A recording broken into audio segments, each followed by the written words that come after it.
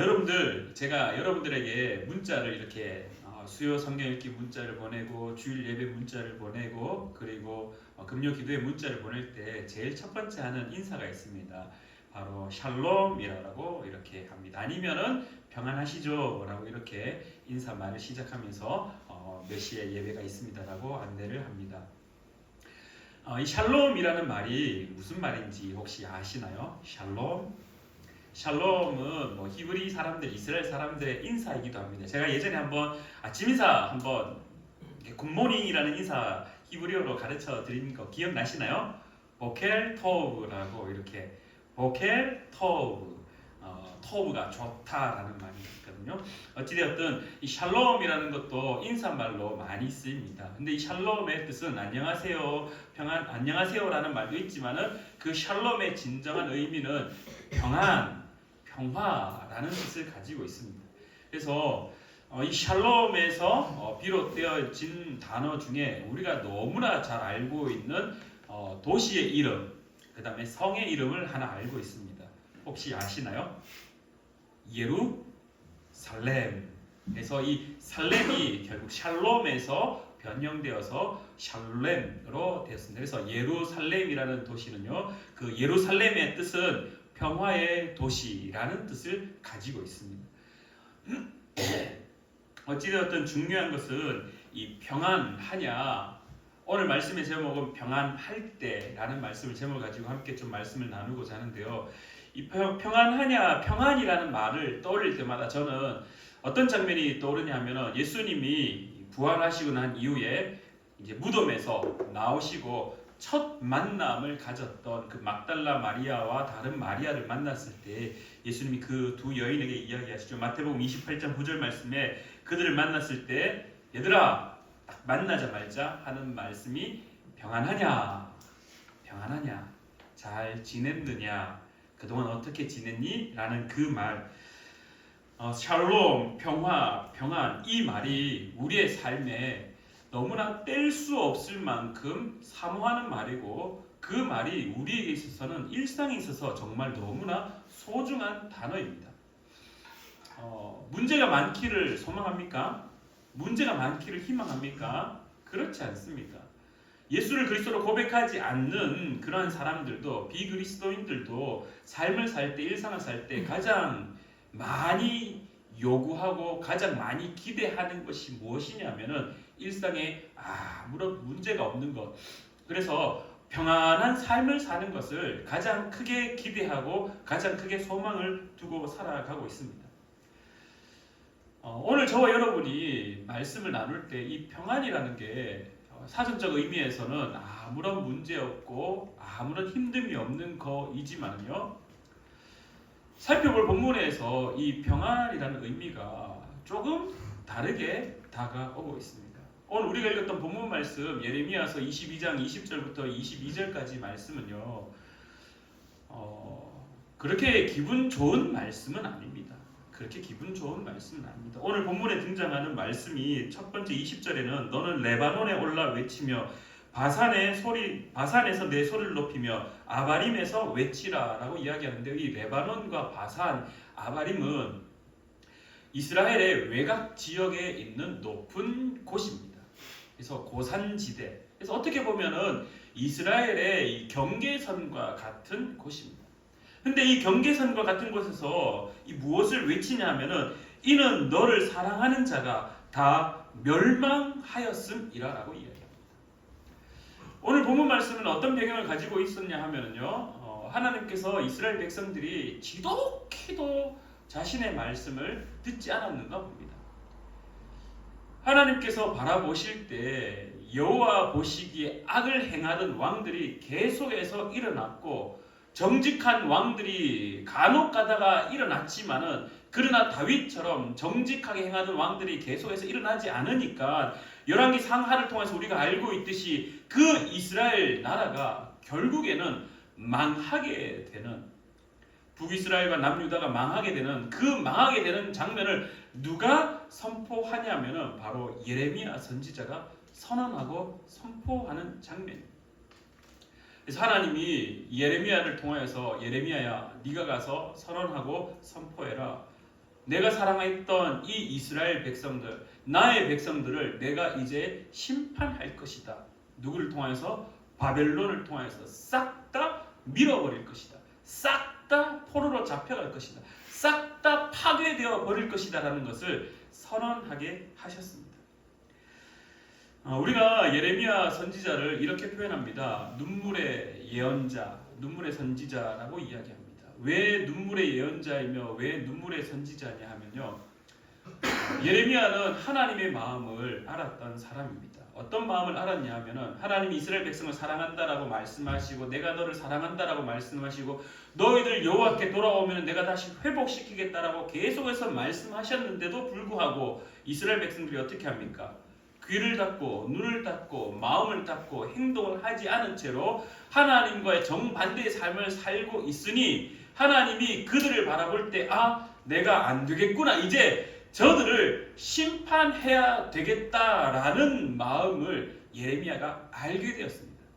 근데 하나님의 심판은 그냥 무작정 그냥 심판의 목적이 있었던 것이 아니라 구원하고자 하였고 사랑한다고 하는데도 불구하고 사랑한다 말하고 회복시키겠다라고 말함에도 불구하고 듣지 않는 이스라엘 백성들.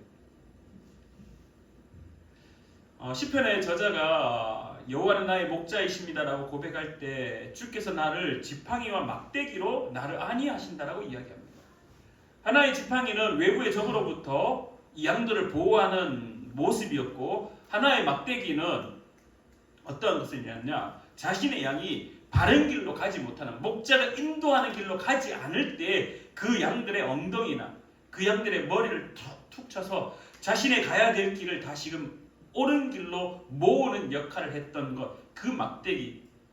그 막대기의 중심에는 이 양이 다른 길로 가는 것에 대한 안타까움이 있었기에 그 막대기가 활용되어졌다라는 겁니다. 오늘 하나님이 이스라엘 향하여서 심판하는 것은요, 그냥 싫어서가 아니라, 그냥 화가 나서가 아니라, 그냥 너 다 때려 죽여버리겠다는 그러한 이 어떤 복수의 마음, 그러한 마음이 아니라 나쁜 길로 가고 있는 자신의 자식들, 자신의 백성들을 바라볼 때 그 안타까운 모습. 그래서 오늘 말씀에 좋은 성경에는 이렇게 기록되어 있을 겁니다. 예루살렘에 대한 탄식. 탄식은요, 안타까움입니다. 왜 예레미야 선지자를, 예레미야 예언자를 눈물의 선지자, 눈물의 예언자라고 이야기하느냐? 하나님이 그 탄식하는 마음을 예레미야가 알았던 것입니다. 하나님이 이토록 이스라엘 백성들을 사랑하시는데 하나님이 어쩔 수 없이 잘못된 길로 가고 있는 이 자식을 바른 길로 가게 만들기 위하여서 어쩔 수 없이 막대기를 들고 몽둥이를 들고 바벨론이라는 몽둥이를 들어서 채찍질 하시고 때리시려고 하는 모습, 그 마음을 알았던 이 예레미야가 눈물을 흘릴 수밖에 없었다. 또한 예레미야는 지금 누구에게 선포해야 되냐 하면은 자신의 동족에게 선포하는 겁니다. 무엇을? 얘들아, 이스라엘이 멸망당할 거야. 얘들아, 예루살렘 도시가 파괴될 거야. 얘들아, 제발 하나님께 돌아와.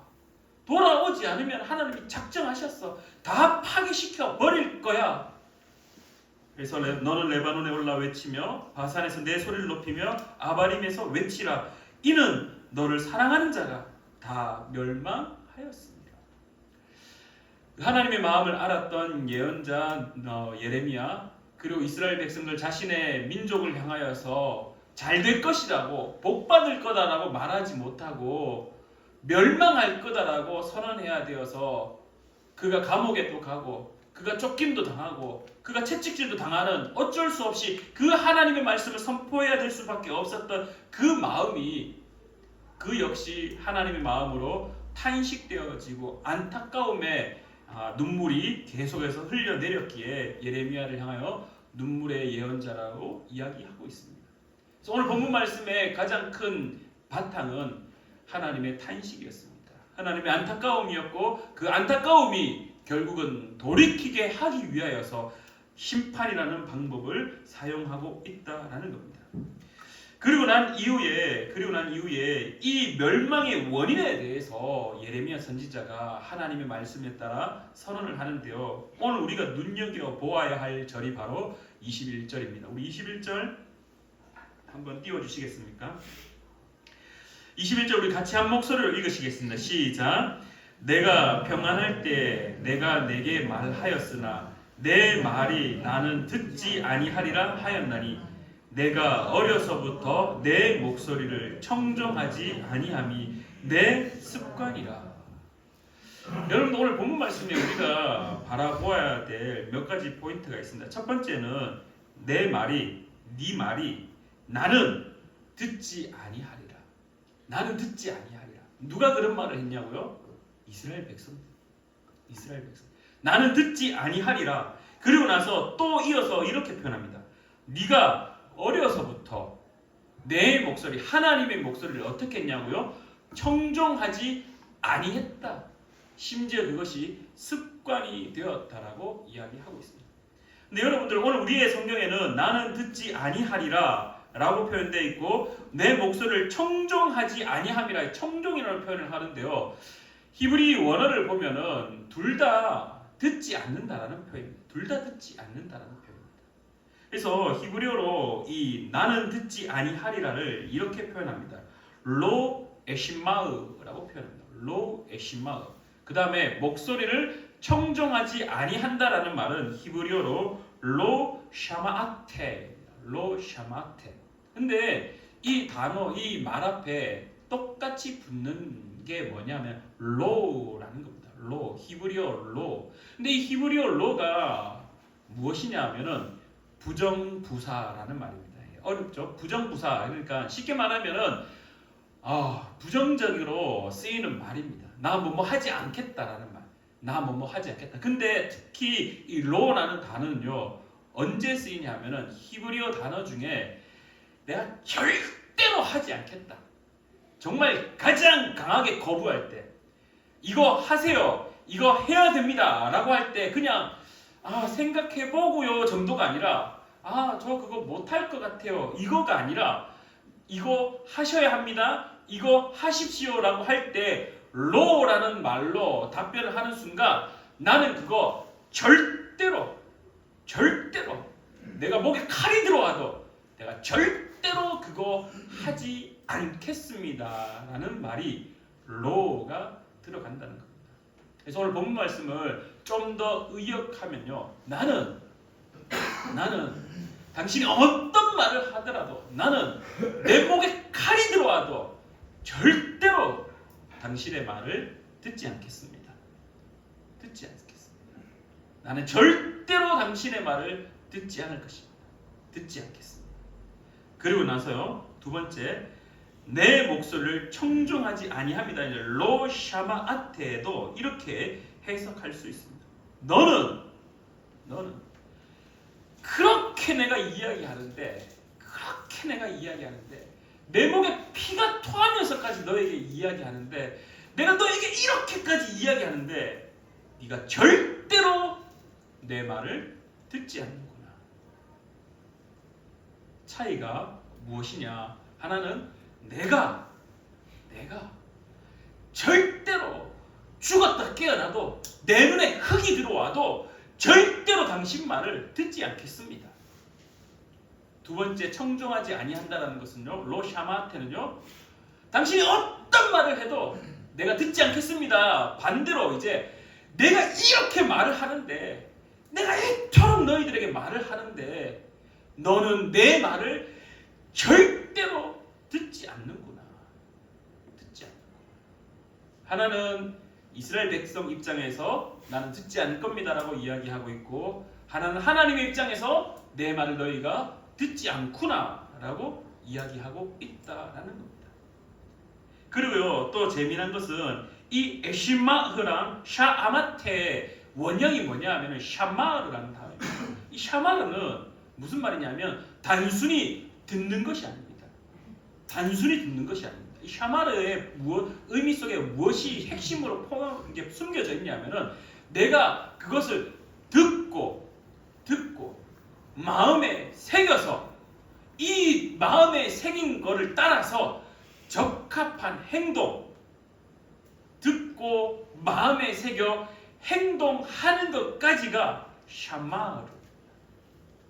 그러면요, 오늘 본문 말씀에 내 말이 나는 듣지 아니하리라, 내 목소리를 청종하지 아니하리라를 우리가 바라보는 이 시선, 우리가 오늘 나누었던 말들을 가지고 좀 더 확대 의역을 해본다라면은, 나는 당신이 나에게 죽으나 깨어나도 말했던, 나는 내 눈에 흙이 들어가도 절대로 이 말을 듣지 않으며, 또한 마음에도 새기지 않으며, 또한 내 행동도 그것 하기를 거부합니다. 단순하게 그냥 내 귀로 듣는 것을 거부하는 것이 아니라, 당신이 말하는 것을 절대로 듣지 않으며, 그것을 마음에 새기지도 않으며, 그것을 몸으로 행하지도 않겠습니다. 자, 여러분들 무엇이 혹시 떠오르시나요? 신명기 6장 4절 말씀 혹시 떠오르지 않나요? 내 마음을 다하고 뜻을 다하여 주 너의 하나님을 사랑하라라고 말씀하시고 난 이후에 어떻게 합니까?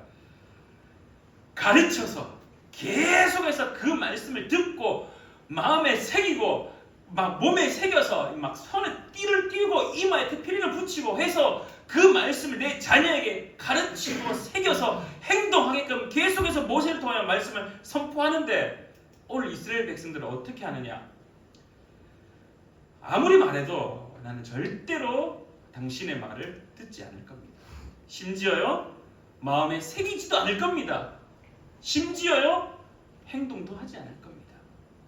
이스라엘 백성들이 이렇게 말합니다. 그러니까 하나님이 어떻게 표현하느냐? 로샤마한테, 내가 이렇게 말함에도 불구하고, 이렇게까지 말하는데도, 예언자들과 선지자들, 사사들을 통해서 이렇게까지 말하는데도 내 말을 절대로 듣지도 않고 마음에 새기지도 않고 행동도 하지 않는구나. 하나님이 보시기에 얼마나 답답했겠습니까? 얼마나 속상했겠습니까? 화가 나겠죠. 근데 그 화의 원인은 탄식이었다. 그 화의 원인은 이스라엘 백성들한테 계속 말하는데도 불구하고 그들이 듣지 않고 마음에 새기지도 않고 행동하지 않는 그 모습.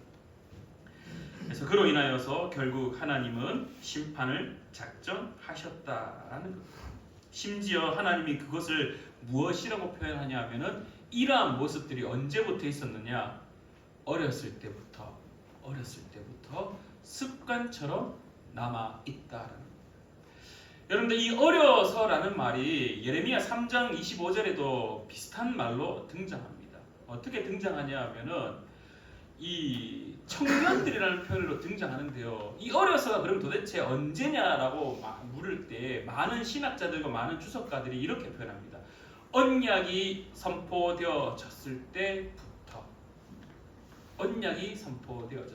특별히 출애굽했을 때부터라고 많은 학자들이, 많은 주석가들이 이야기합니다.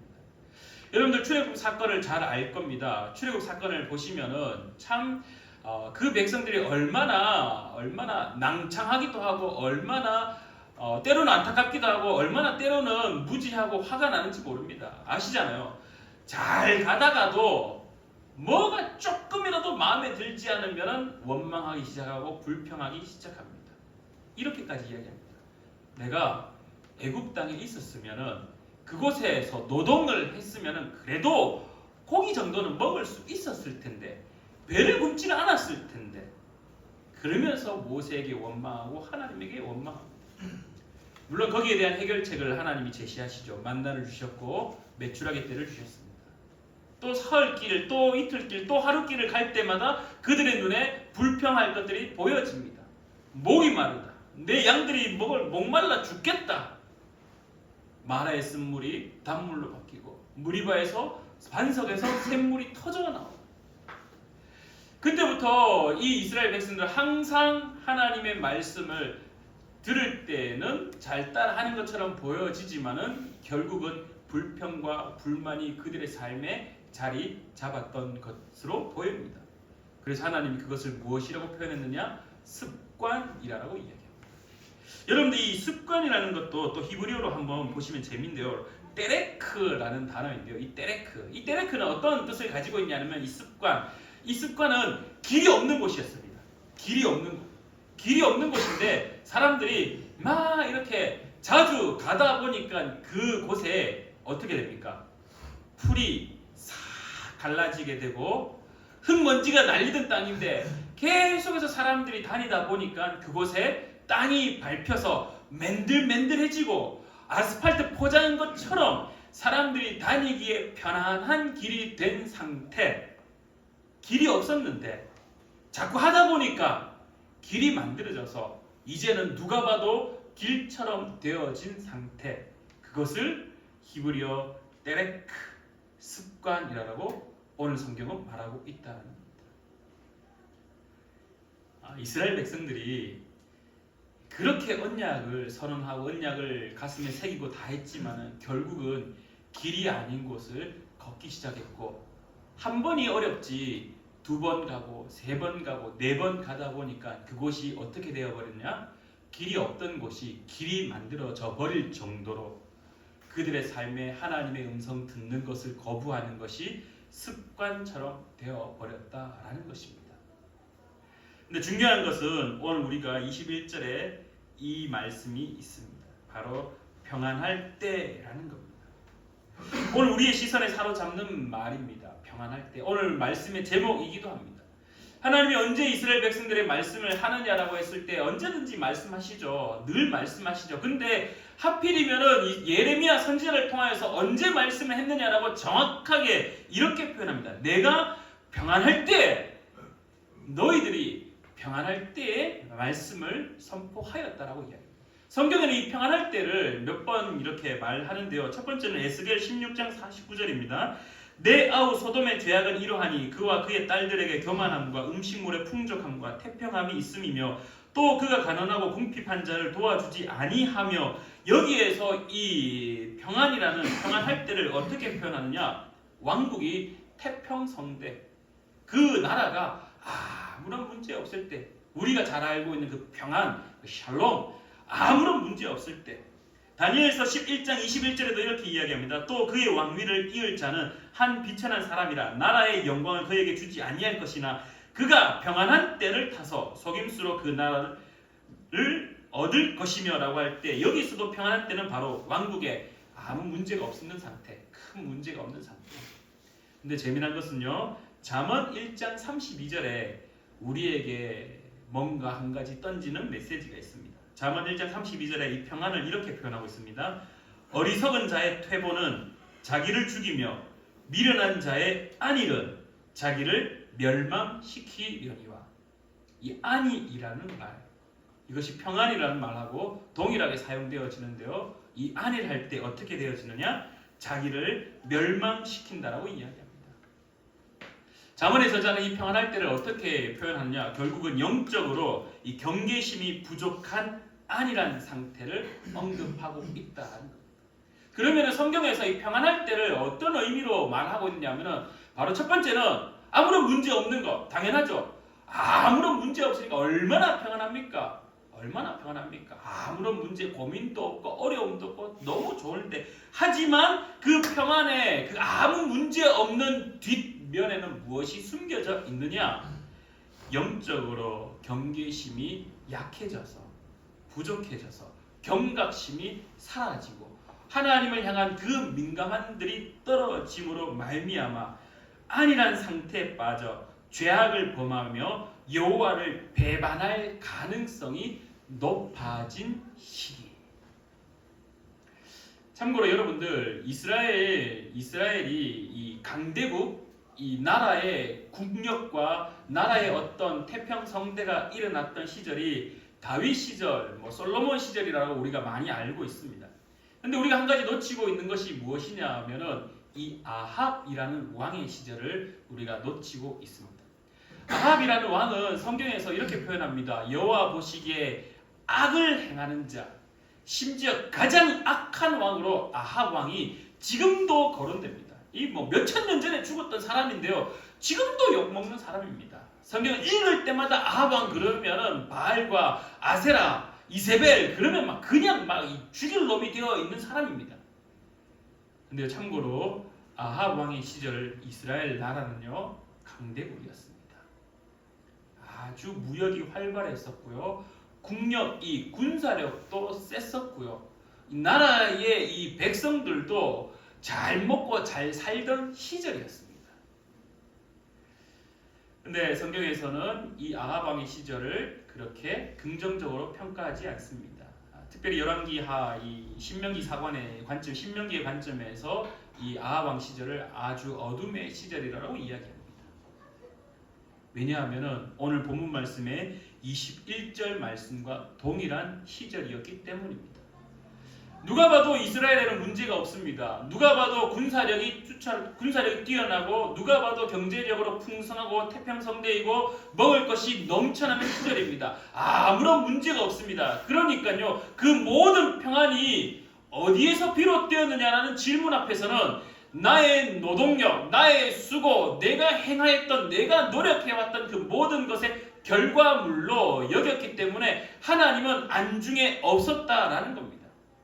아합 왕이 실질적으로 이 통치력으로, 정치적으로 평가될 때는요, 이스라엘의 으뜸되는 왕 중에 한 명이었습니다. 왜? 그때 당시에 국력이 계속해서 강대국으로 성장했었고, 그때 당시에 경제력이 풍성했었고, 그때 당시에 종교적으로 바라보지 않는 이스라엘의 모습은 풍요로운 시절이었기 때문입니다. 근데 하나님은 오늘 우리에게 무엇을 가르쳐 주셨냐? 네가 평안할 때에도 내가 말하였는데 너는 듣지 않네? 너는 마음에 새기지 않네? 너는 행동하지 않네? 근데 심지어 이게 어려서부터 습관이었네? 평안할 때는요, 우리 신앙적으로 봤을 때는 가장 큰 위기의 순간입니다. 가장 큰 위기의 순간입니다. 왜? 평안하기 때문입니다. 아무 문제 없기 때문입니다. 여러분들 잠언 30장 9절 말씀에 이런 말씀이 있습니다. 내가 배불러서 하나님을 모른다. 여호와가 누구냐 할까 하오며. 무슨 말입니까? 아무 문제 없고 배도 부르고 등도 따뜻하고 막 그냥 막 겨울에 보일러 뜨뜻하게 떼어가지고 막 등 지지고 있으니까 아무 문제 없으니까 하나님이 떠오릅니까? 안 떠오르죠. 잠이 솔솔 오고 먹을 것만 생각하고 오늘 밤에 뭐 야식 시켜 먹을까? 그냥 행복하다. 행복하다. 네, 사랑하는 우리 푸른나무교회 성도님들, 오늘 이 말씀이, 오늘 읽었던 본문 말씀이 우리에게 너무나 큰 도전을 줍니다. 오늘 우리의 신앙을 살피라고 말씀합니다. 너희들 평안하냐? 내가 예전에 이스라엘 백성들이 평안할 때도 계속해서 하나님의 마음을 계속해서 선언했어. 선지자들 통하여서, 예언자들 통해서 계속해서 선포했어. 근데 그들이 지독히도 듣지 않았어. 그들은 절대로 그걸 듣지 않으려고 마음에 새기지도 않고 몸에 행동하지 않으며 거부했어. 근데 심지어 그것이 습관처럼 남아있었어. 너 어떻게 할래? 내가 그때는 얘들을 바벨론을 가지고 몽땅 다 심판해서 다시 여호와를 찾을 수 있도록 탄식하는 마음으로, 안타까운 마음으로 그들을 벌하고 심판하였는데 너는 어떡할래? 오늘 우리에게 주어진 말씀을 우리를 살피라고 도전하시는 말씀입니다. 우리가 평안할 때 하나님을 찾는 것은 사실 쉽지 않은 겁니다. 왜? 아무런 문제가 없기 때문입니다. 우리는 언제 하나님을 찾느냐라고 반문한다면요, 힘들 때입니다. 언제 교회 와서 기도 제일 많이 하십니까? 힘들 때잖아요. 아플 때고, 문제가 있을 때고. 문제 있을 때는 찾을 수밖에 없습니다. 왜? 의지할 것이라고는 하나님밖에 없으니까. 힘이 드니까 지푸라기도 잡아야지. 그 물에 휩쓸려 떠내려가는 사람들이 지푸라기도 잡아야지 살려고 몸부림치고 바동바동 하는 거. 주님 앞에 나오는 것은요, 힘들 때 나오는 것이 어떻게 보면 경우의 수로 볼 때는 너무나 높습니다. 근데요, 그때는 한편으로는 당연한 겁니다.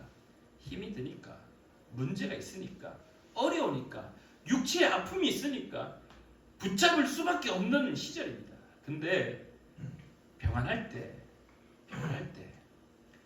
아무런 문제가 없을 때, 오늘도 자신의 자녀가 아무런 문제 없이 사회생활을 하고 학교를 갔다 오고, 오늘 우리의 남편이, 오늘 우리의 아내가 아무런 문제 없이 직장생활과 일상의 삶을 살고 있을 때, 아무런 문제 없이 평안할 때 우리의 신앙은 도태되어지고 미련해지고 게을러질 수 있습니다. 그래서 하나님은 오늘 우리에게 말씀하고 가르칩니다. 얘들아, 이스라엘 백성은 습관이 되어버렸어. 습관이 되어버렸어. 너희들은 그러지 않기를 바란다라고 오늘 우리에게 말씀하십니다. 사랑하는 우리 푸른나무교회 성도님들, 지금 가장 평안하십니까? 신앙의 가장 큰 위기이며 또 다르게 가장 큰 기회라는 사실입니다. 이 평안할 때 더 하나님의 마음을 찾기를 간절히 기도합니다. 더 많이 하나님의 은혜를 구하기를 기도합니다. 이 평안함이 무너지지 않도록, 이 평안함의 출처가 하나님이라는 사실을 기억하면서, 하나님, 내가 더 하나님을 찾겠습니다. 내가 더 하나님을 의지하겠습니다. 이 평안을 주신 하나님, 내가 더 감사하며 은혜 가운데 살아갈 수 있도록 도와달라고 기도하는 저와 여러분 되기를 간절히 축원합니다. 기도하겠습니다. 참 좋으신 하나님 아버지, 은혜를 진실로 감사드립니다.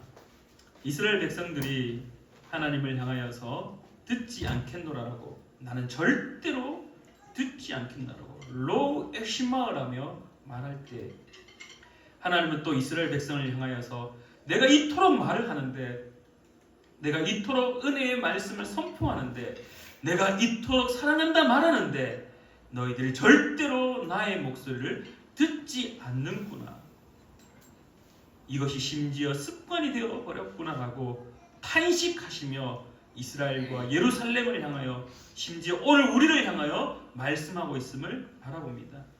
사랑하는 우리 푸른나무교회 성도님들의 삶이 평안하기에, 아무 문제 없기에 신앙이 미련해지고 신앙이 도태되어지고 신앙이 게을러지는 것이 아니라, 오히려 이 평안할 때 더 많이 하나님을 찾아 나서며, 더 하나님의 말씀을 들으며, 더 하나님과 교제하며, 더 깊이 하나님의 은혜를 구하는 자 될 수 있도록 주님 도와 주시옵소서. 하나님의 말씀을 반면교사 삼아 실수하지 않도록, 또다시 그 실패자의 자리에, 또다시 그 실수의 자리에, 또다시 그 배신의 자리에 서지 않도록 우리를 쳐서 더 많이 하나님 앞에 복종시키며 순종케 나아가는 자 될 수 있도록 주님 도와 주시옵소서. 함께하여 주심에 감사드리며 예수님의 이름으로 기도드립니다. 아멘.